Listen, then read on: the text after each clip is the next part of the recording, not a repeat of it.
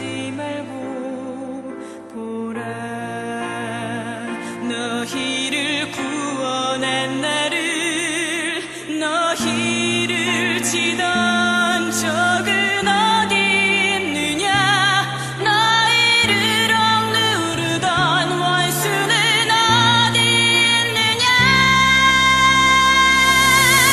보라 하나님 구원을 보라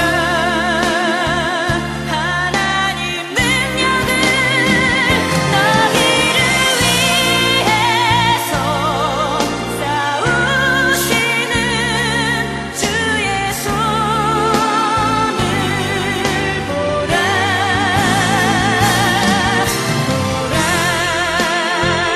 하나님 구원을 보라 하나님 능력을 너희를 위해서 싸우시는 주의 손을 보라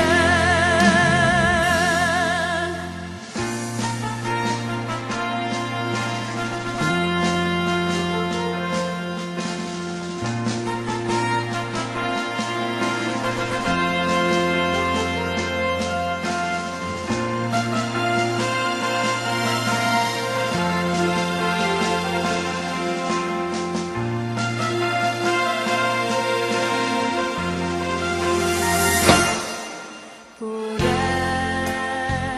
너희는 두려워 말고 보라 너희를 인도한 나를 보라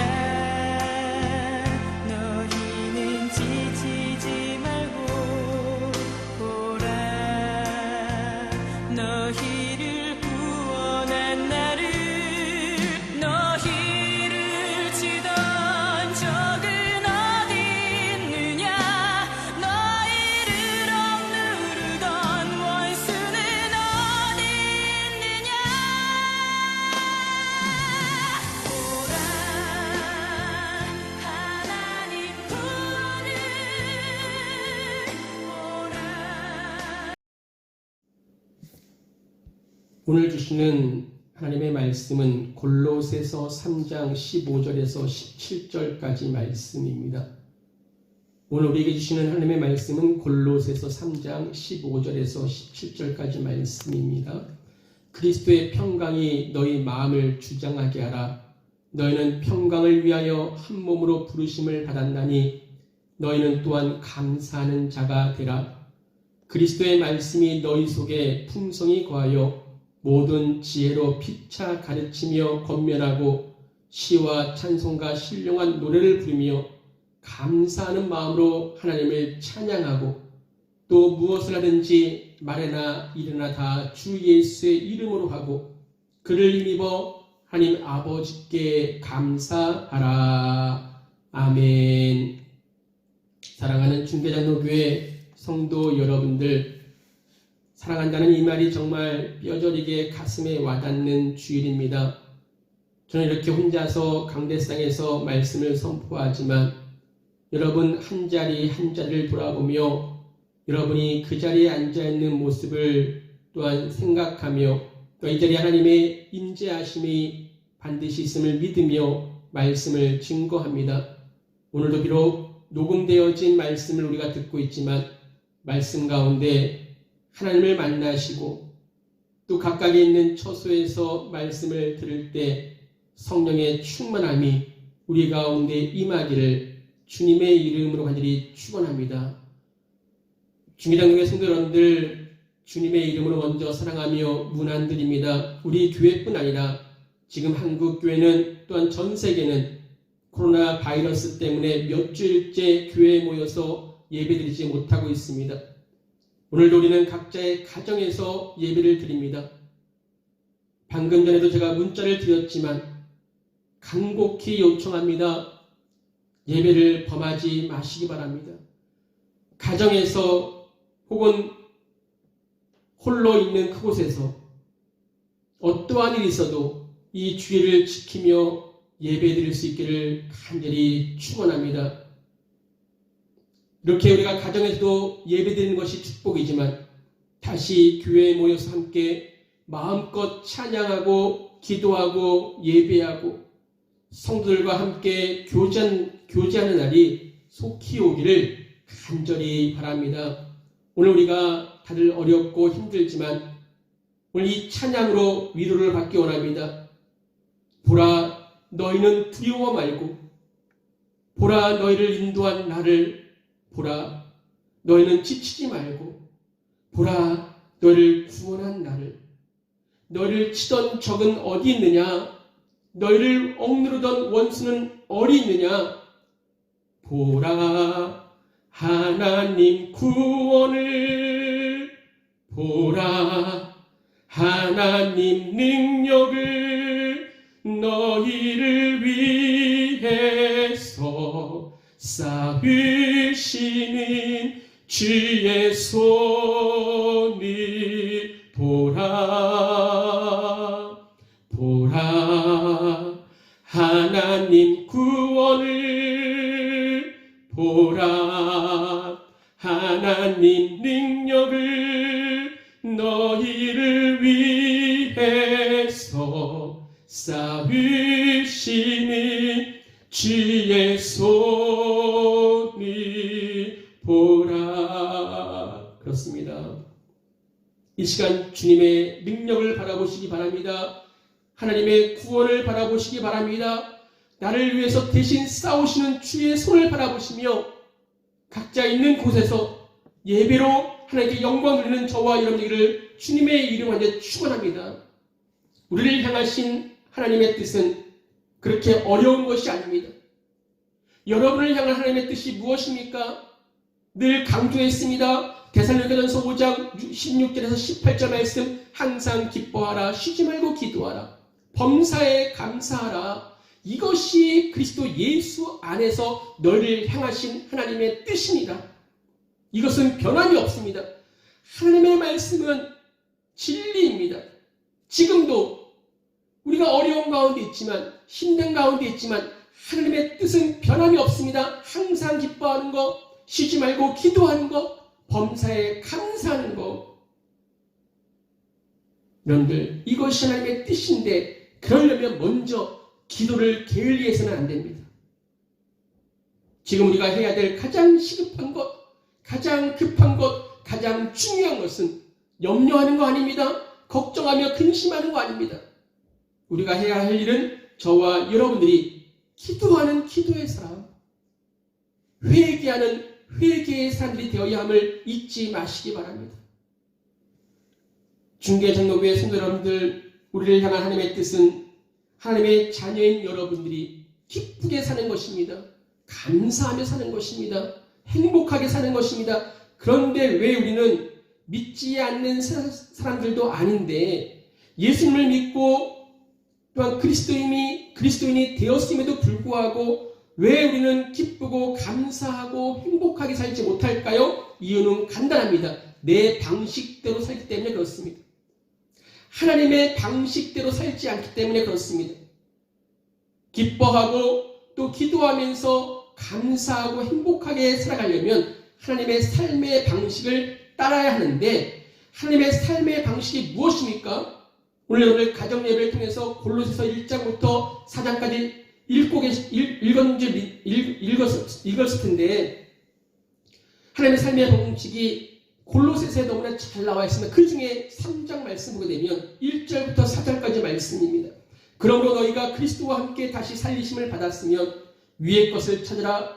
거기는 그리스도께서 하나님 우편에 앉아 계시니라. 위의 것을 생각하고 땅의 것을 생각하지 말라. 이는 너희가 죽었고 너희 생명이 그리스도와 함께 하나님 안에 감추어졌습니다. 우리 생명이신 그리스도께서 나타나실 그때에 너희도 그와 함께 영광 중에 나타나리라. 아멘. 예수님을 믿는다는 것은 예수님과 함께 십자가에서 죽었고 예수님과 함께 다시 부활했다는 것을 의미합니다. 우리는 그리스도와 함께 죽었고 그리스도와 함께 다시 살리심을 받았습니다. 예수님 안에서 다시 살리심을 받은 우리의 새로운 생명은 3절에 있는 말씀처럼 하나님 안에 감추어져 있습니다. 그래서 지금 세상 사람들은 잘 모릅니다. 감추어져 있기 때문에 나중에 주님이 다시 오실 때 우리가 영광 중에서 주님을 맞이하게 될 텐데 그때 세상 사람들이 알게 된다는 것입니다. 예수님을 믿는 것이 얼마나 위대한 축복이었는지 지금은 모릅니다. 예수님을 믿는 우리는 그리스도와 함께 죄에 대해서 세상에 대해서 죽었고 그리스도와 함께 하나님에 대하여 살아난 새로운 삶을 살게 된 자들이라는 것입니다. 이렇게 새로운 삶을 살게 된 사람들을 뭐라고 부르냐면 천국 시민이라고 부릅니다. 그러니까 저와 여러분들은 천국 시민이 되었습니다. 아멘. 그렇다면 당연히 천국 시민된 우리들은 위의 것을 생각하며 천국 시민답게 이 땅에서 살아가야 된다는 것입니다. 위의 것을 찾으라. 위의 것을 찾으라. 거기는 그리스도께서 하나님 우편에 앉아 계신다. 우리는 예수 그리스도 안에서 죽었고 예수 그리스도 안에서 다시 살아났으니 그렇게 하나님의 자녀가 되었고 천국 백성이 되었으니 이제는 예수 그리스도가 계시는 위의 것을 생각하고 땅에서 살고 있지만 땅의 것을 생각하지 말라는 것입니다. 그래서입니다. 이 세상에 있는 것들 때문에 이 세상에서 일어나는 일들 때문에 일희일비할 필요가 없다는 것입니다. 그러면 우리는 어떻게 구체적으로 살아야 되는 것인가? 위의 것을 생각하는 것이 무엇인가? 3장 5절부터 11절에 잘 나와 있는데 먼저 5절 6절 말씀입니다. 그러므로 땅에 있는 지체를 죽이라. 곧 음란과 부정과 사욕과 악한 정욕과 탐심이니 탐심은 우상 숭배니라. 이것들로 말미암아 하나님의 진노가 임하느니라. 너희도 전에 그 가운데 살 때는 그 가운데서 행하였으나 하라고 말씀하고 있습니다. 위의 것을 찾으라. 땅의 것을 생각하지 말고 위의 것을 생각하며 살라고 말씀하시는데 제일 처음 말씀하신 것이 무엇입니까? 땅에 있는 지체를 죽이라는 것입니다. 첫 번째, 죽여야 됩니다. 굉장히 험악한 단어를 사용하고 있잖아요. 적당히 하라는 것이 아닙니다. 절제하라는 것이 아닙니다. 죽여라. 죽여야 된다. 살려두어서는 안 된다. 왜 이렇게 강한 단어를 선택했냐면 이 일만큼은 타협할 여지가 없다는 것입니다. 왜 죽여야 되느냐? 둘 중 하나이기 때문에 그렇습니다. 죽지 않으면 내가 죽기 때문에 그렇습니다. 죽이지 않으면 내가 죽습니다. 죽여야 될 것이 무엇입니까? 5가지를 말하고 있는데 사실 앞에 나오는 4가지 음란과 부정과 사욕과 악한 정욕은 다 성적인 타락을 이야기하고 있습니다. 그러니까 죽여야 될 것이 2가지입니다. 성적 타락과 탐심을 죽여야 됩니다. 이 2가지를 남겨두면 우리는 절대로 천국 시민답게 살 수가 없습니다. 지금 N번방 사건으로 사회가 더욱더 혼란하고 혼탁합니다. 26만 명이나 되는 사람들이 돈을 주고 더 자극적인 영상물을 구입하는 이런 모습들, 성적인 타락을 죽이지 않았기 때문에 그렇습니다. 성적으로 타락하고 탐심의 노예가 되면 하나님이 주시는 은혜와 축복을 누리며 살 수가 없습니다. 왜요? 6절 말씀 보세요. 이것들로 말미암아 이런 성적인 타락과 우리의 탐심으로 말미암아 하나님의 진노가 임한다라고 말씀하고 있습니다.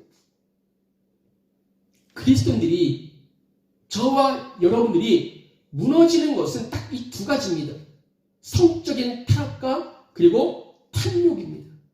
이것들 죽이지 않으면 내가 죽습니다.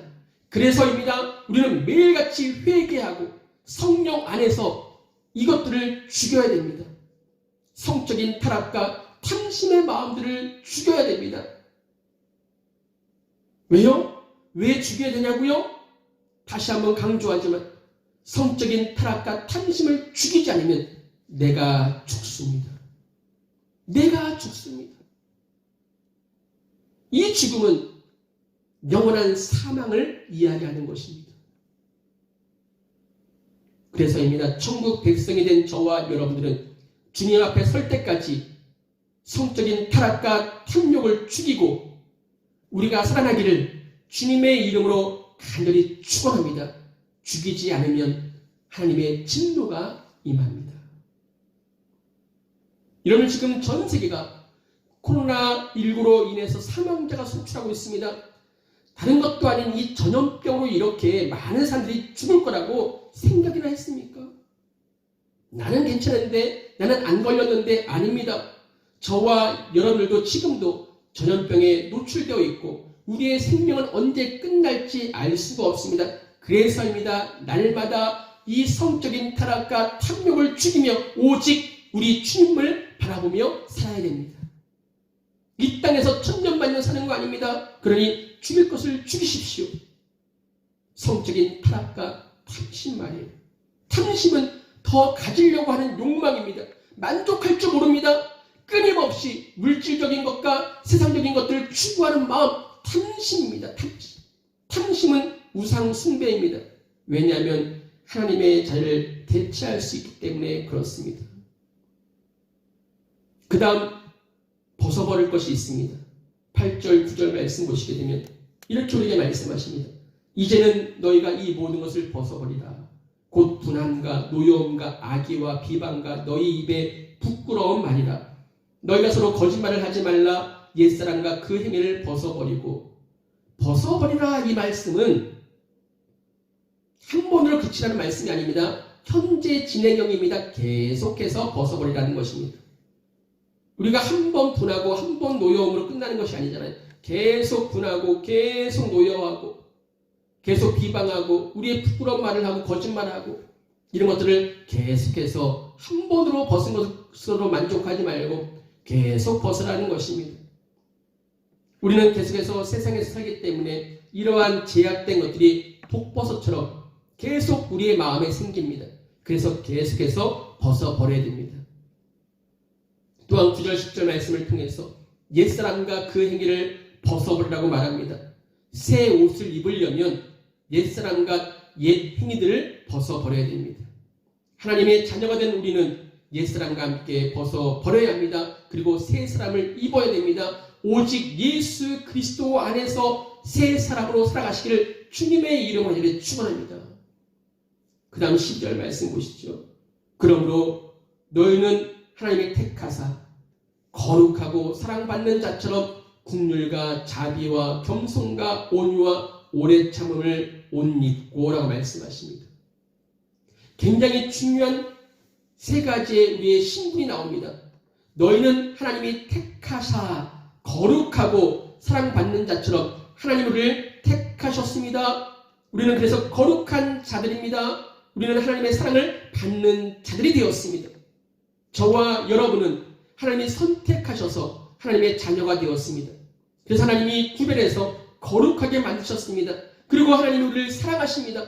하나님의 택하사 거룩하고 사랑하는 성도인이 어떻게 살라고요? 긍휼과 자비와 겸손과 온유와 오래 참음으로 살라는 것입니다.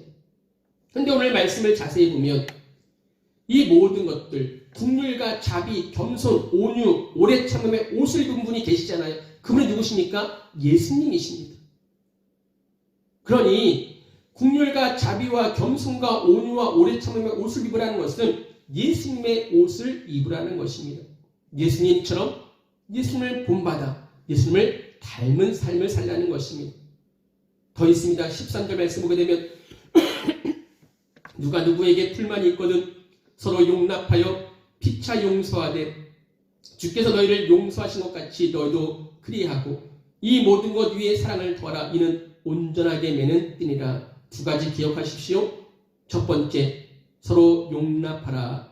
용납이라는 것은 참으라는 것입니다. 용서하라. 허물을 덮어주는 것입니다. 그런데 우리가 겸손하고 오래 참는 거 거기까지는 우리가 가능할 것 같아요. 쉽지 않지만 그런데 용납하고 용서하는 거 너무나 어렵습니다. 용서라는 것은 언제나 어렵습니다. 용납하는 거 너무나 힘듭니다. 그런데 이것이 어떻게 가능합니까? 예수님이 우리를 용서하신 것처럼 이 모든 것 위에 사랑을 더하라. 사랑은 온전히 매는 띠니라. 아멘. 모든 것, 자비와 긍휼과 겸손과 온유와 오래 참음 그리고 용서, 용납 이 모든 것들 위에 예수 그리스도의 사랑을 더하라는 것입니다. 사랑이 더해지지 않으면 이 모든 것들을 할 수가 없습니다. 여러분들, 교회는 사랑하는 법을 배우는 곳입니다. 예배는 무엇입니까? 하나님의 사랑을 배우고 고백하는 것입니다.